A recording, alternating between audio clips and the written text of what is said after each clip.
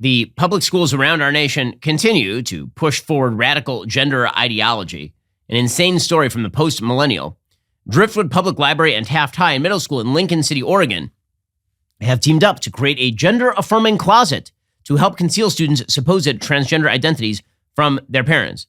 So they're literally going to put them in the closet. Transition closets are designed to socially transition minors without their parents' knowledge by providing students with clothes they can change into while at school that matches their gender identity. So you send your kid to school, you send little Billy to school, he's wearing pants and a shirt.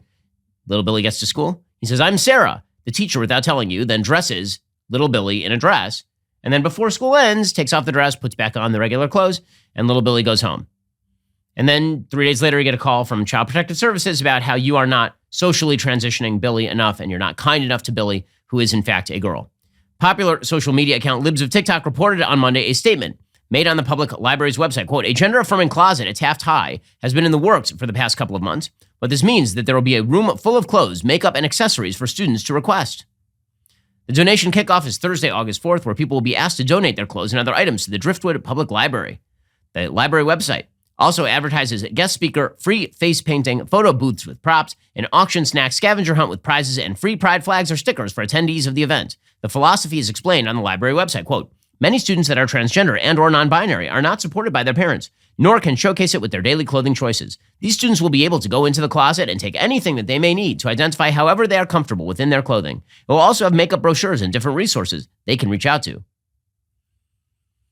Well, says evolutionary biologist Colin Wright, quote, "Schools that have a transition closet are actively participating in the social transition of a minor without their parents' knowledge or consent. This is a medical intervention that often leads to more invasive treatments like puberty blockers, hormones, and surgeries."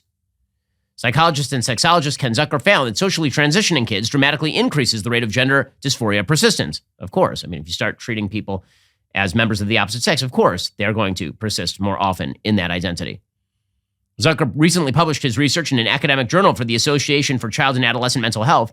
The abstract reads, quote, "A gender social transition in pre-pubertal children is a form of psychosocial treatment that aims to reduce gender dysphoria, but with the likely consequence of subsequent lifelong biomedical treatments, as well as gender-affirming hormonal treatment and surgery. Gender social transition of pre-pubertal children will increase dramatically the rate of gender dysphoria persistence when compared to follow-up studies of children with gender dysphoria who did not receive this type of psychosocial intervention, and oddly enough, might be characterized as iatrogenic." So, in other words, the attempt to, quote, socially transition kids actually locks them into that identity. That's what these public schools are trying to do, and they're trying to do this without parental permission. And then you wonder why Ron DeSantis has been so successful in running against, quote unquote, gender-affirming care. Here was Ron DeSantis yesterday pointing out that gender-affirming care for children is a euphemism and happens to be wrong. One of the things that they're trying to do is they talk about these very young kids getting gender-affirming care. What they don't tell you what that is they are actually giving very young girls double mastectomies.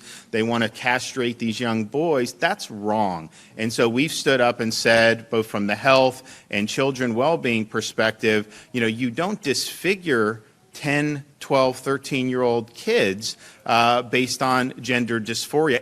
Meanwhile, in states like Massachusetts, there is an actual active push to establish a constitutional right to abortion and or gender-affirming care in Massachusetts.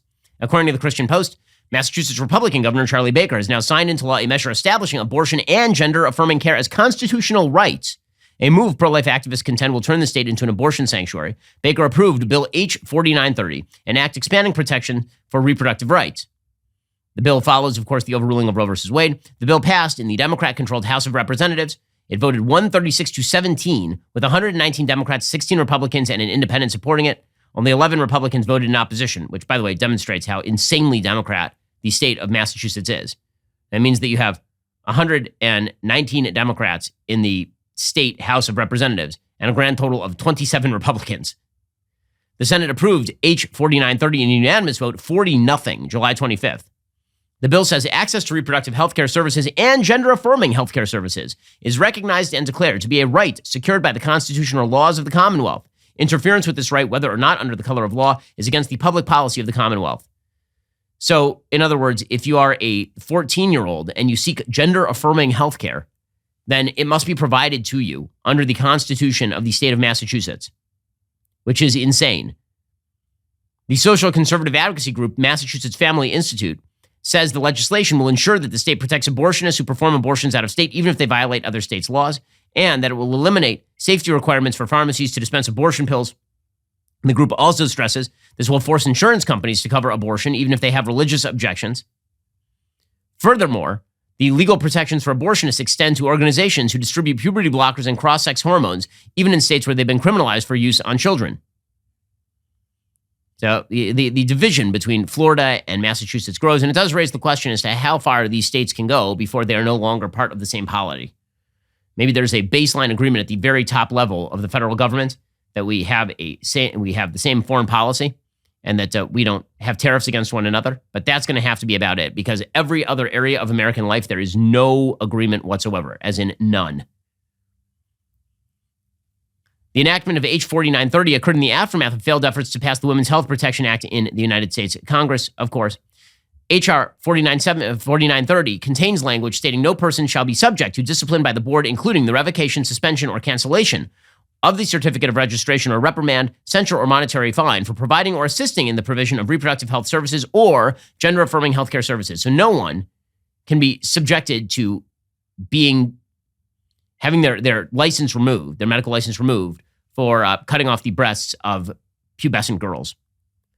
Solid stuff there from the state of Massachusetts, doing a wonderful job as ever. And again, demonstrative of the vast social gap that exists in the United States here. And the left may be correct that when it comes to abortion, most people are somewhere in the middle. When it comes to quote-unquote gender-affirming care, most people are not somewhere in the middle. Most people do not want to see small children pumped full of cross-sex hormones because they temporarily identify as a member of the opposite sex in complete contravention of both science and logic. Most people are not in favor of the state subsidizing this sort of stuff. Joe Biden and company have pushed way too far on this. Massachusetts is pushing too far on all of this.